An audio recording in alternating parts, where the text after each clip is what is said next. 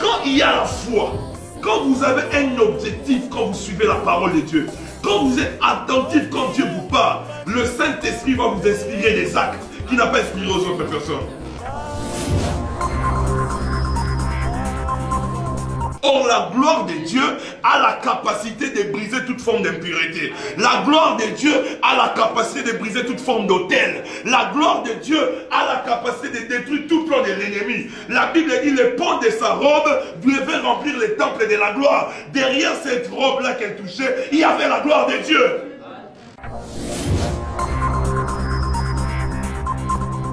Merci pour ta présence. Merci mon Dieu. Oh, tu es digne, Yahweh. Tu es digne, Yahweh. Tu es digne, Yahweh. Tu es digne, Yahweh, d'être loué. Tu es digne d'être magnifié. Tu es digne de recevoir, Seigneur, de nous tout ce que nous avons de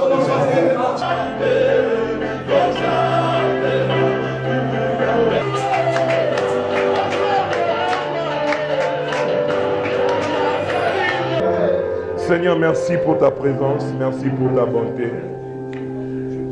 Équipe-nous, visite-nous et rebâtis-nous par ta parole. Au nom de Jésus. Amen. Est-ce que nous pouvons nous saluer la main, dire à ton voisin que le Seigneur te bénisse, que le Seigneur te fasse du bien. Gloire à Dieu, gloire à Dieu. Dis à ton voisin que Dieu te bénisse.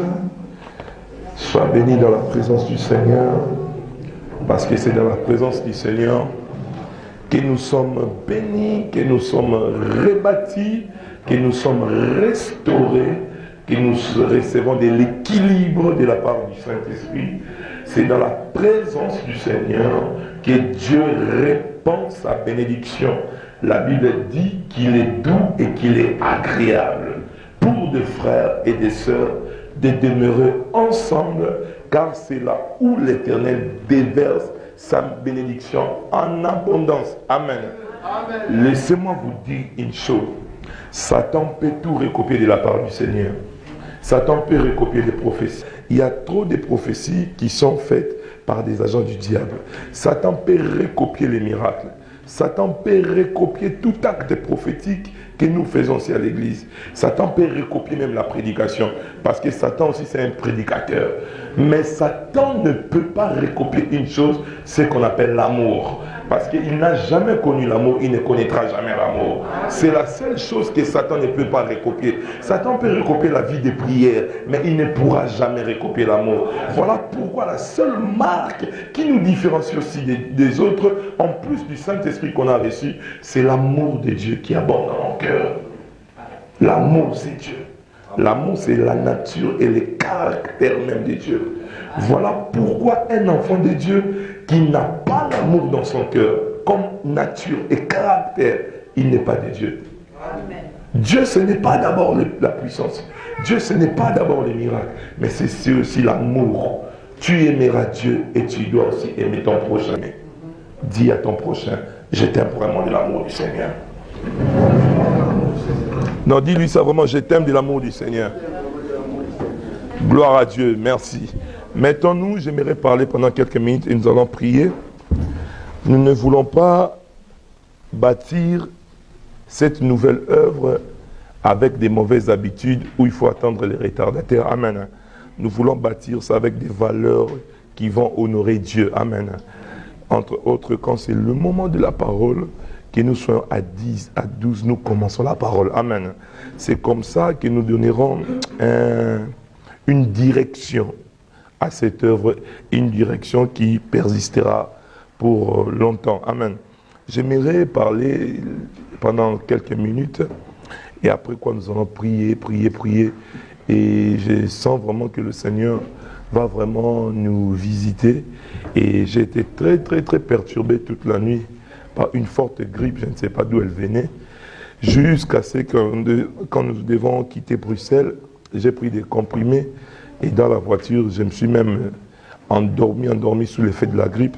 Mais dans mon cœur, je disais, Satan n'est qu'un petit menteur qui cherche à me faire croire le contraire. Amen. Dans mon esprit, tel que j'avais déjà conjugué la foi qu'aujourd'hui Dieu va passer par moi pour atteindre son peuple et Satan ne pouvait rien improviser. Amen. Il y a des choses que vous devez refuser quand Satan cherche à vous l'imposer. Quelqu'un n'a pas compris. Il y a des choses que vous devez apprendre à refuser quand Satan cherche à vous l'imposer. Si Satan veut t'imposer la pauvreté, tu dois refuser ça. S'il veut t'imposer une maladie, tu dois refuser ça. S'il veut t'imposer de la médiocrité, tu dois refuser ça. La Bible déclare tout ce que vous refuserez ici sur la terre sera refusé aussi où? Là aux cieux. Tout ce que tu acceptes, c'est ce qui prend forme dans ta vie. Écoutez-moi, Satan travaille souvent avec une intimidation. Derrière cette intimidation, il vise la notion de l'imposition. Satan vient vous intimider souvent avec des choses, mais derrière cette pensée de l'intimidation, se cache une notion qui veut vous imposer. Il veut amener l'imposition. Il veut imposer sa culture dans votre vie. Il veut imposer ses ruses dans votre vie. Il veut imposer la maladie, le célibat, la stérilité. Et quand vous cédez à sa tactique d'intimidation, vous entrez dans son jeu. Et souvent, vous allez voir quoi? Quand vous priez, quand vous êtes, par exemple, malade, vous priez Dieu, vous déclarez la guérison. Après cette guérison, Satan ayant compris l'effet de la prière du juste, car la prière du juste a de la ferveur, Satan fera quoi? Il viendra vous intimider. Aussitôt vous avez fini la prière, quelques minutes après, c'est la fièvre qui hausse encore dans le corps de votre enfant. Et c'est une intimidation bien calculée. Parce que derrière ça, il cherche la notion de l'imposition. Quand il vous intimide comme ça, il veut imposer cette maladie dans votre corps. Et vous maintenant, en tant qu'enfant de Dieu, vous en tant qu'héritier de la grâce, vous en tant que prisonnier du Seigneur, vous devez armer votre esprit et votre cœur pour que vous ayez cette capacité, cette noblesse, cette conviction et puissance de refuser toute ruse que Satan voudra vous imposer. Et voilà pourquoi quand vous commencez à refuser, vous ne devez pas seulement refuser avec vos lèvres. Dans votre esprit, ça affecte votre cœur. Quand ça affecte votre cœur, ça commence à influencer votre vie sociale. La plupart des choses qui vous influencent en mal, ce sont des choses auxquelles vous avez cru. Ce sont des choses auxquelles vous avez cédé par l'intimidation. Ce sont des choses auxquelles vous avez cru trouver la solution auprès des humains. Tout ce qui vous fait peur dans la vie, quand vous avez peur d'une ruse du diable, inconsciemment ou indirectement, vous bâtissez un hôtel du diable dans votre vie. La peur ne doit jamais être dans votre vie. Parce que l'ennemi qui est en face de nous, il a maîtrisé la tactique de l'intimidation. Voilà pourquoi vous allez voir, vous priez pour une chose, Satan sait que Dieu a déjà donné la solution, mais il s'organise avec son royaume, il s'organise avec son système pour commencer à créer des trucs pour vous intimider. Il sait une chose, tant que vous aurez la foi, vous serez agréable au Seigneur. Je peux choquer une personne. La chose que Satan combattra dans votre vie, ce n'est pas d'abord votre sanctification. Ce n'est pas d'abord notre sanctification qui fait peur au diable. La chose première que Satan combat dans la vie d'un enfant de Dieu, c'est la foi. Il est écrit ceci, sans la foi, il est impossible d'être agréable à Dieu. Satan sait une chose, quand le frère ou la sœur commence à perdre la foi, le frère n'est plus agréable à Dieu, quelle que soit sa sanctification. Pourquoi? Quand vous n'êtes plus agréable à Dieu, vous êtes une proie facile pour le diable. Un des deux. Soit vous êtes agréable aux yeux du Seigneur, soit vous l'êtes aux yeux du diable. Et très souvent, quand vous perdez la foi, vous devenez agréable aux yeux du diable. Vous cessez d'être agréable aux yeux de Dieu. Or, Dieu, pour qu'il intervienne dans votre situation, Dieu, pour qu'il intervienne dans votre problème, vous devez lui être agréable. Or, sans la foi, personne ne peut être agréable à Dieu. Un jour, j'ai posé la question, quelle est la base de la vie chrétienne? Quelqu'un m'a répondu il y a des années, il y a 10 ans, 15 ans passés, il me dira la base de la vie chrétienne, c'est la crainte de Dieu. J'ai dit c'est une fausseté. Ce n'est pas la crainte de Dieu. C'est la foi qui est la base de la vie chrétienne. Parce que nous craignons Dieu par la foi. Nous nous sanctifions par la foi. Parce que nous avons la foi qu'en se sanctifiant, nous verrons Dieu un jour. Personne n'a vu Dieu face à face. Si tu peux craindre quelqu'un que tu ne vois pas, c'est par la foi. C'est la foi qui régit toutes choses. si nous pouvons nous réunir, prier, si nous pouvons dire que non, la Bible est la parole de Dieu, c'est par la foi. C'est la foi qui est la base de la vie chrétienne. On craint Dieu par la foi. Nous croyons à l'enlèvement par la foi. Est-ce que quelqu'un comprend ce que je veux dire? Voilà pourquoi Satan, sachant, connaissant l'impact et les biens fondés de la foi dans votre vie, Satan menacera toujours votre foi. Et quand votre foi est menacée, il y a deux aspects que le diable cherche à occuper. Ce sont vos pensées et votre cœur. Dans les combats de la foi, quand Satan cherche à bousculer votre foi, il aime toujours se rassurer qu'il contrôle vos pensées et votre cœur. Parce que deux aspects, deux terrains qui nuisent à la foi, qui tuent la foi, ce sont vos pensées et votre cœur. Voilà pourquoi la Bible dit que votre cœur ne se trouble point. Quand ton cœur commence à être troublé, la foi commence à faire naufrage. Quand ton esprit devient perturbé, la foi commence à faire naufrage. Très souvent, les calculs de tes pensées ne sont pas souvent les calculs de la foi. Ce que tes pensées t'offrent comme solution, souvent la foi t'offre le contraire comme solution. Et voilà pourquoi la Bible dit, garde ton cœur plus que toute autre chose. Pourquoi? Parce que c'est au moyen de ton cœur que Satan peut infliger des trucs. Il peut injecter des trucs pour nuire ta foi, pour détruire ta foi, pour combattre ta foi. Conserve toujours ton cœur. Nourris ton cœur de paroles de conviction. Nourris ton cœur de paroles de foi.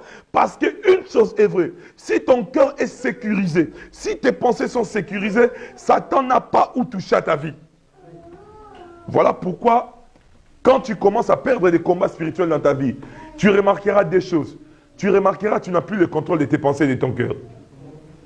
Quand tu commences à perdre des combats dans la vie spirituellement, rassure-toi, tu verras que tu n'auras plus le contrôle de tes pensées, ni le contrôle de ton cœur. Parce que tes pensées seront submergées par des problèmes que Satan met en face de toi. Ton cœur sera débordé de ces problèmes.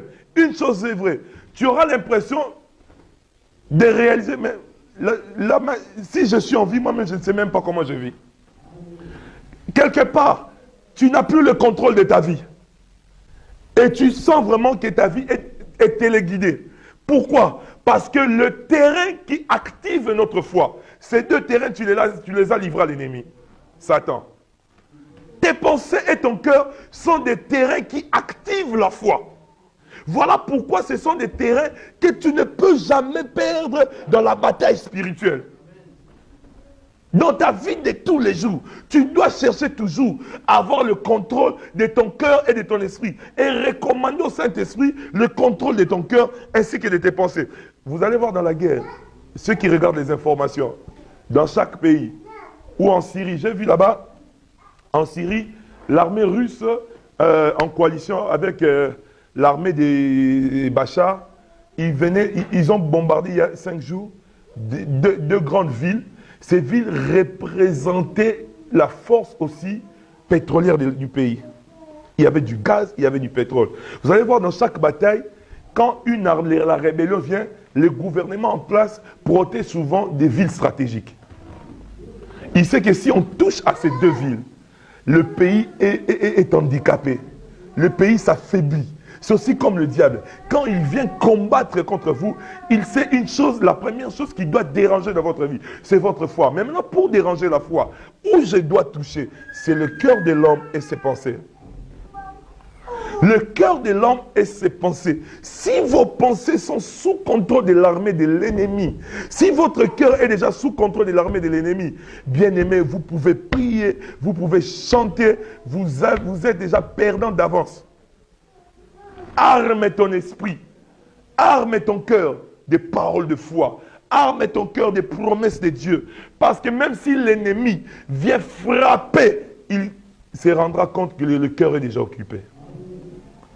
Est-ce que quelqu'un comprend par là? Amen. Et voilà pourquoi beaucoup de personnes se disent une chose. Moi tel que je suis là, Dieu lui-même sait. Ça c'est des réponses, des expressions des personnes qui ont déjà perdu. Des personnes qui ont déjà échoué. C'est-à-dire ils ont eux-mêmes tiré une conclusion de leur vie. Eux-mêmes, pour eux-mêmes, rien ne peut encore se produire. Si Dieu trouve encore bon de leur bénir, ça dépend de Dieu.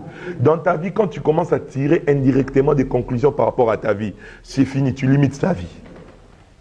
Tu limites ta vie. Une chose est vraie, mais bien aimée. Dieu pourra faire des choses au-delà de ton entendement. Dieu peut faire des choses au-delà de tes capacités. Dieu peut faire des choses au-delà de ton instruction et éducation.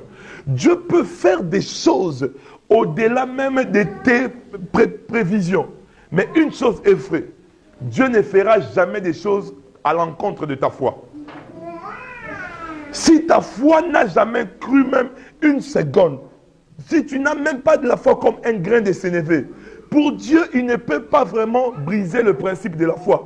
Il ne peut pas travailler en l'encontre de ta foi. Tout ce qu'il peut faire, c'est en collaboration avec la foi qu'il trouve en vous.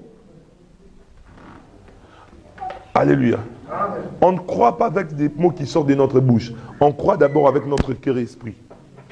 Si ton cœur est convaincu des choses auxquelles tu crois, si ton esprit aussi en est convaincu, c'est fini. Ta foi est solide. Prenons la Bible dans le livre de Marc, chapitre 5, pour appuyer ce que je suis en train de dire.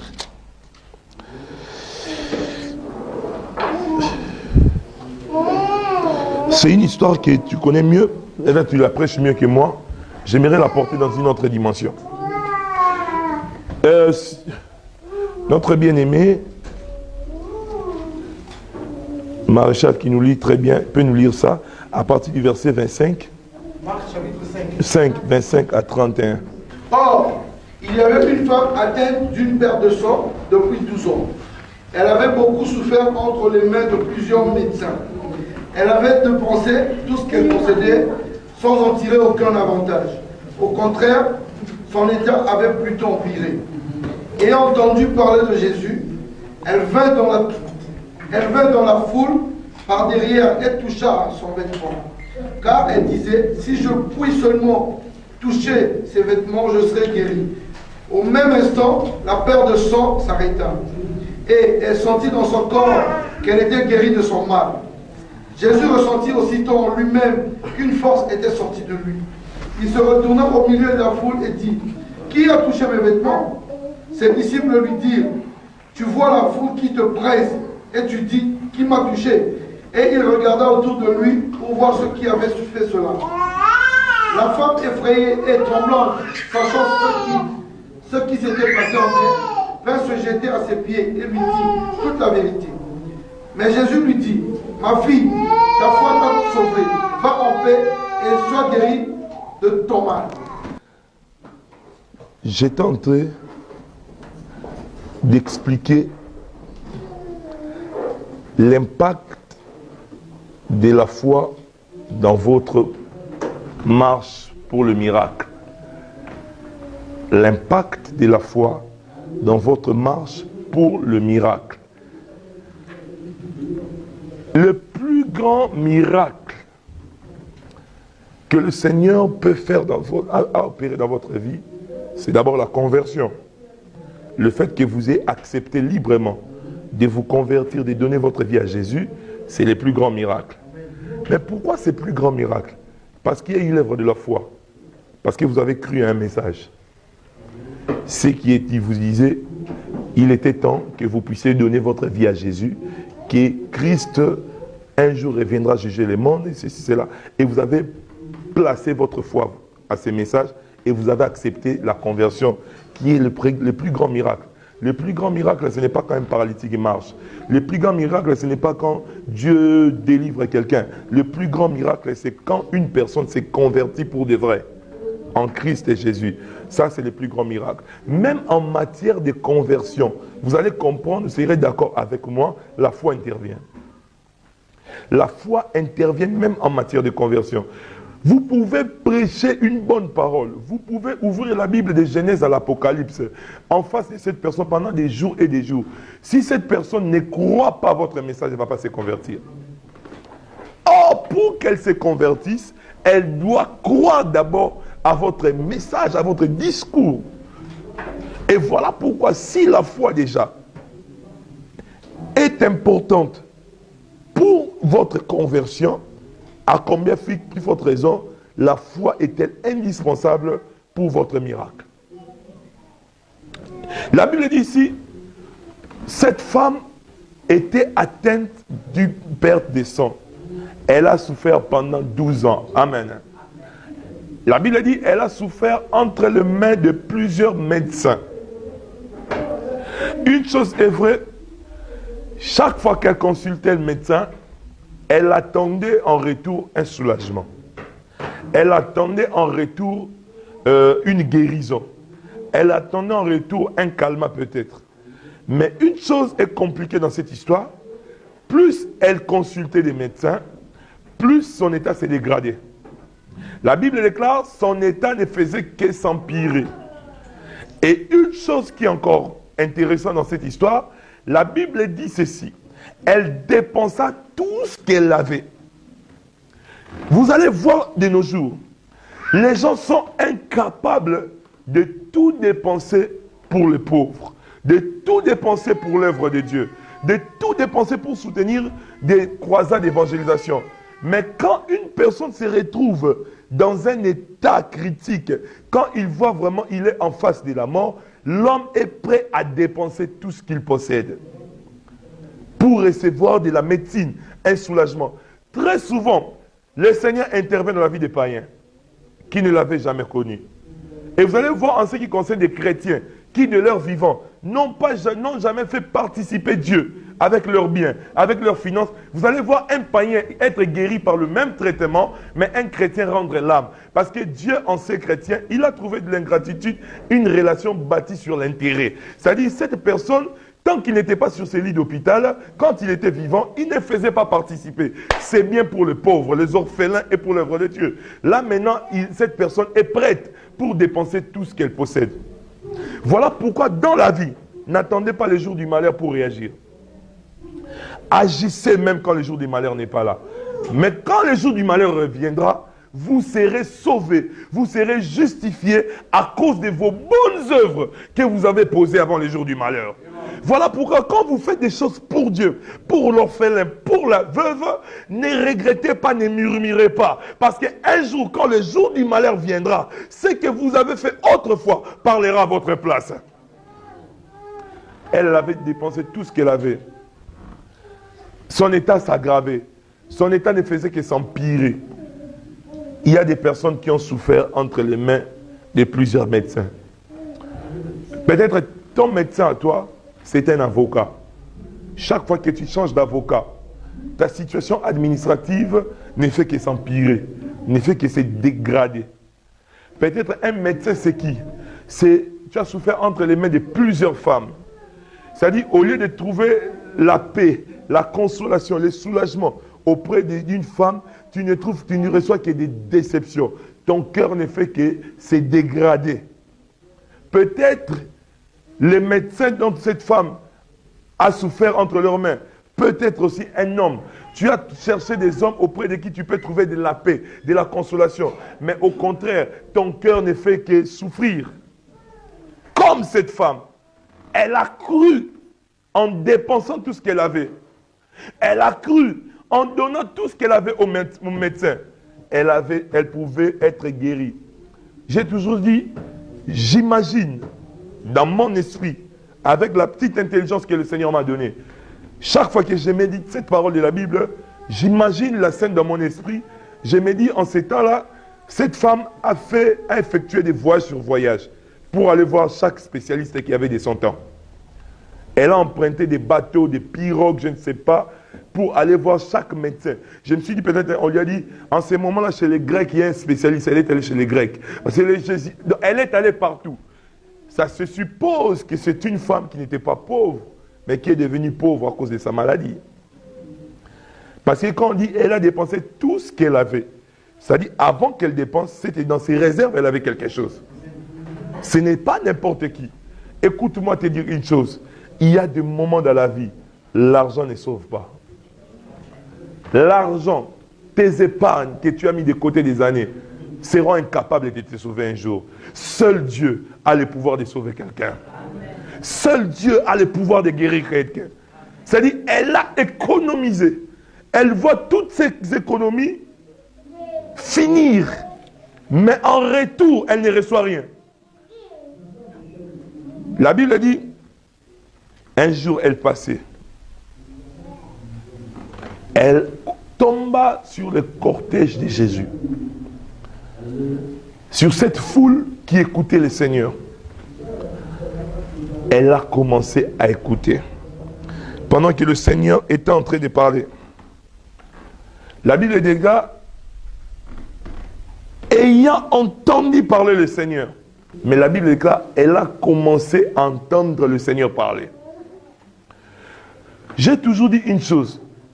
Les personnes qui sont dans la foi depuis des années, si le Saint-Esprit ne leur reprogramme pas, si le Saint-Esprit ne leur brise pas et ne brise pas leurs anciens concepts de la foi, leurs anciens concepts d'orgueil pour dire que je suis ancien dans l'église, je suis ancien dans la foi, ce sont des personnes qui viennent et qui sortent les mains vides dans les miracles. Et très souvent, ce sont des nouveaux convertis qui développent une soif intense, qui croient en tout ce qui s'est dit dans la maison de Dieu. Écoutez-moi, il y a un problème, des personnes qui ont trop prié deviennent incrédules par rapport à tout ce qui s'est fait dans la maison de Dieu. Ils se disent peut-être, moi j'ai déjà connu ça.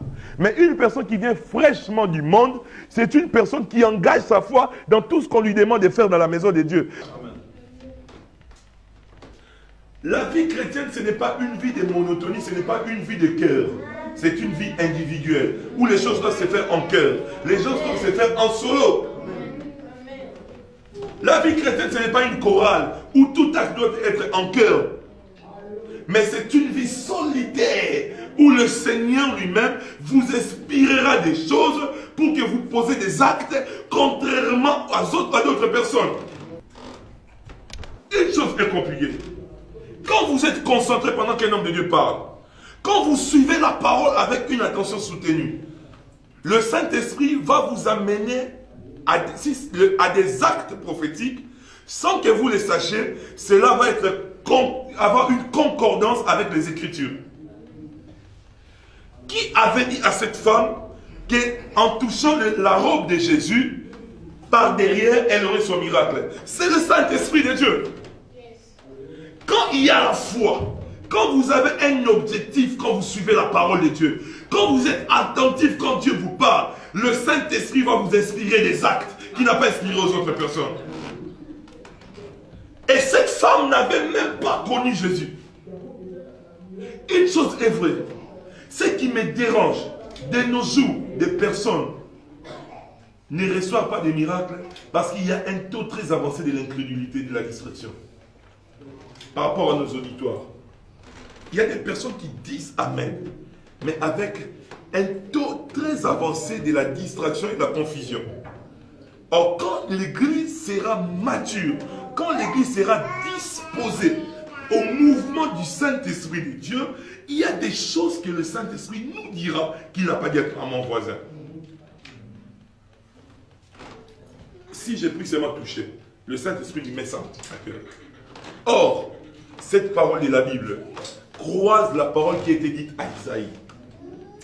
Dans le livre d'Isaïe, la Bible dit « Les pans de sa robe remplira les temples de la gloire ».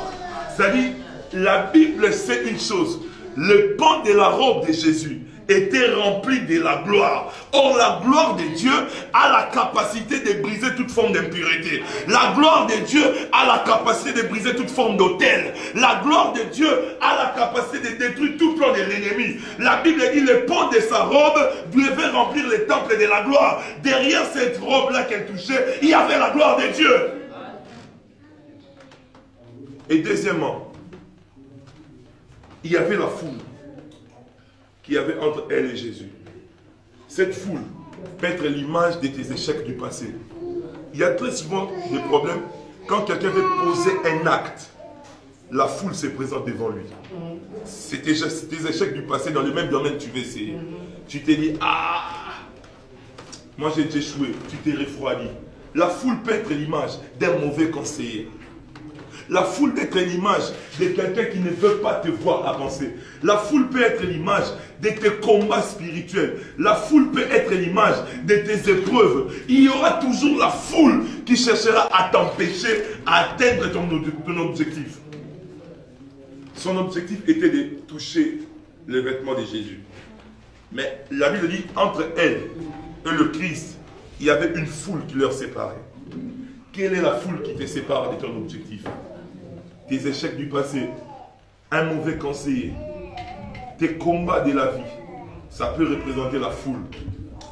Et attention, très souvent beaucoup d'enfants de Dieu, quand il y a la foule en face d'eux, beaucoup d'enfants de Dieu, beaucoup d'hommes de Dieu, même des femmes de Dieu, cèdent à la foule. Ils se disent, comme la foule me torture, j'abandonne.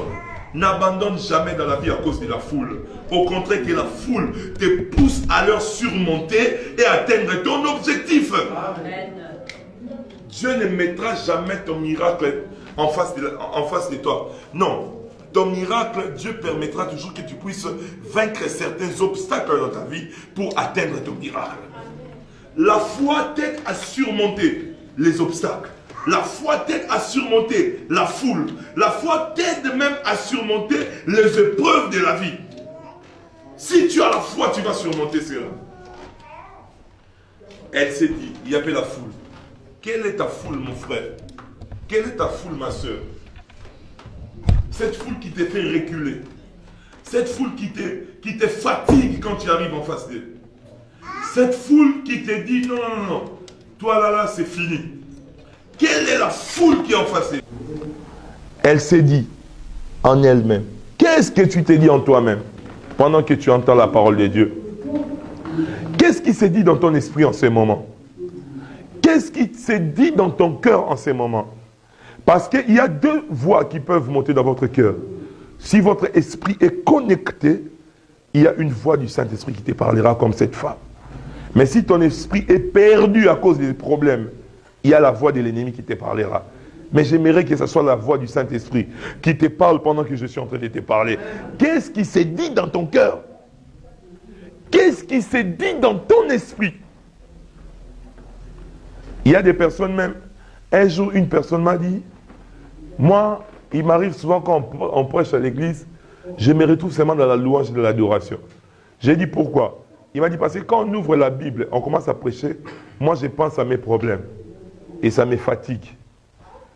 Tu comprends directement, cette personne ne pourra jamais vaincre dans la vie. Parce qu'elle a déjà tiré une conclusion sur sa vie. Maintenant, elle se sert de la louange et de l'adoration comme un soulagement. Écoutez-moi, n'utilisez jamais la louange et l'adoration comme un soulagement. La louange et l'adoration doivent être des moments importants pour vous rapprocher de Dieu. Beaucoup de personnes utilisent la louange et l'adoration comme des moyens de soulagement de leurs problèmes. Non. Ça, c'est péché. La louange et l'adoration doivent être des moments bénéfiques pour vous, où vous vous rapprochez de Dieu, où Dieu aussi se rapproche de vous. Et quand il y a ces rapprochements, quelque chose de divin sort de vous et se manifeste.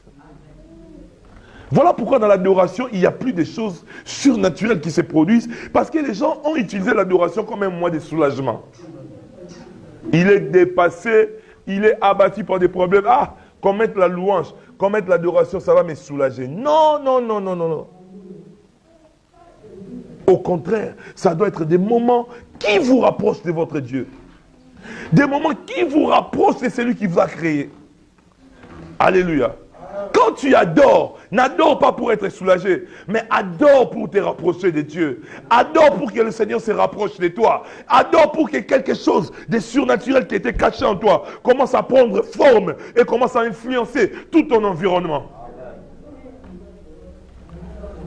La Bible déclare, si je puis seulement toucher ses vêtements, premièrement, alléluia, elle ne pouvait pas. Elle ne connaissait pas le secret qu'il y avait dans les pans de la robe. Mais le Saint-Esprit, par des paroles qu'il met dans son cœur, lui amène dans cette optique-là. Amen. Deuxièmement, le Saint-Esprit lui donne encore une autre précision. Elle devait venir par derrière. Pourquoi? Parce qu'elle savait que il y aura des obstacles. Il y aura des épreuves. Il y aura des combats. Le premier combat qu'elle allait croiser, c'est le combat de la loi. Amen. La loi allait combattre cette femme. La loi et les prophètes allaient combattre cette femme. Amen. Cette femme a croisé les combats. Allait croiser les combats de la loi. Parce que devant Jésus, il y avait les prophètes. Il y avait la loi. Amen. Devant Christ, jusqu'à Jésus-Christ, c'était la loi. Amen. Suivez-moi. Alléluia. Suivez-moi. Devant Jésus, jusqu'à Jésus, il y avait la loi. Cette femme ne pouvait pas venir par devant, parce que la loi allait lui condamner. La loi interdisait à une femme d'approcher un sacrificateur avec des sangs. Elle avait des sangs. La loi sacerdotale ne lui permettait pas ça. Or, devant Jésus, jusqu'à Jésus, il y avait la loi de Moïse allait lui récupérer. Le Saint-Esprit a compris une chose. Comme je ne suis pas venu pour contredire aussi la loi, je suis venu pour accomplir la loi. Donc devant Jésus, jusqu'à Jésus, il y a une loi qui va condamner cette femme. La loi de Moïse.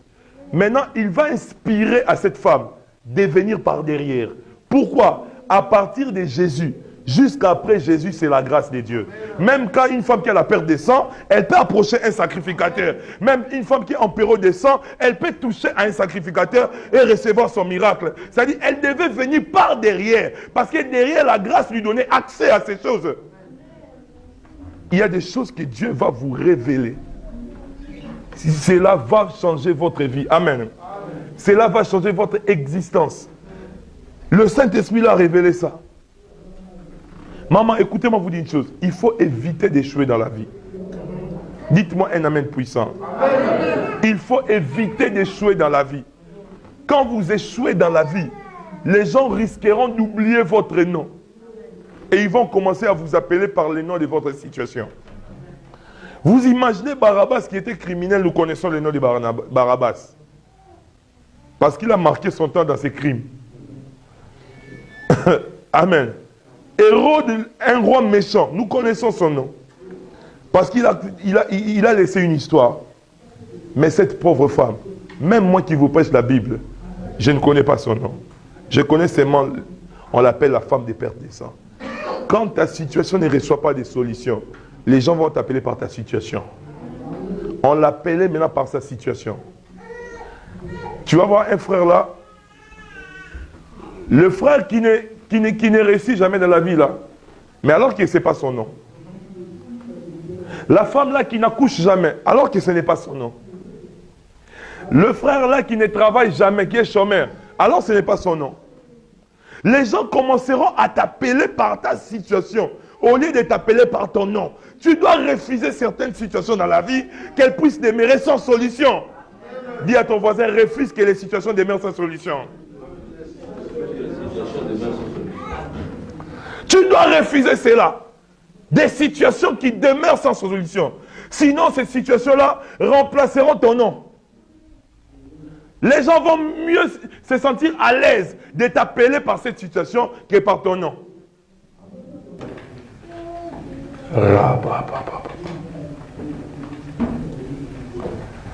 Que ton toucher soit exceptionnel.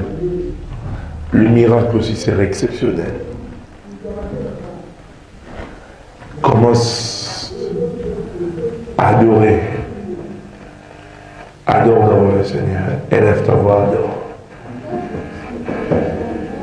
Adore, adore. Adore, adore. Adore, adore.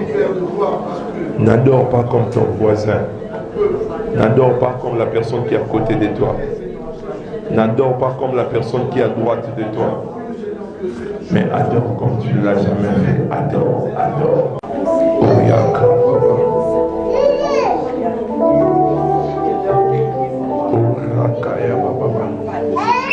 Amen mon enfant.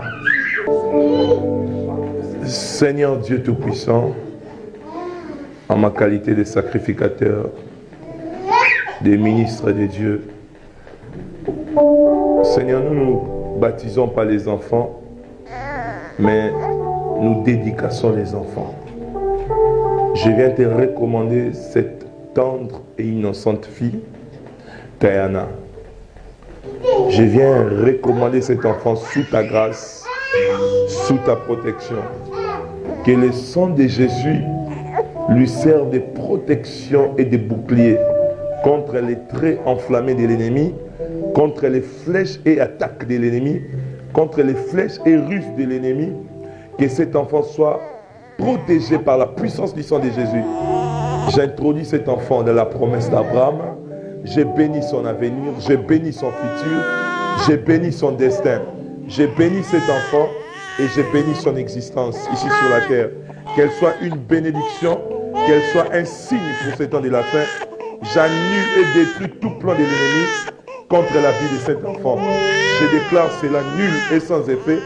Au nom de Jésus-Christ, au nom de Jésus-Christ, que tu sois béni, Diana, le jour comme la nuit. Que tu sois invisible dans le monde des ténèbres. Que le diable ne te touche pas, car il ne te verra pas. Je viens te couvrir, je viens te protéger sous la puissance du sang de Jésus. Et que tout ce que tu feras réussisse, que tu grandisses en grâce et en puissance. Au nom de Jésus-Christ. Merci Seigneur. Dans mes moments difficiles, dans mes épreuves, je viens avec cette offrande pour bénir ton serviteur. Seigneur Dieu, je traverse des épreuves. Prie pour ton problème. Prie pour ton problème. Rakayaba Shakarababa. Ira.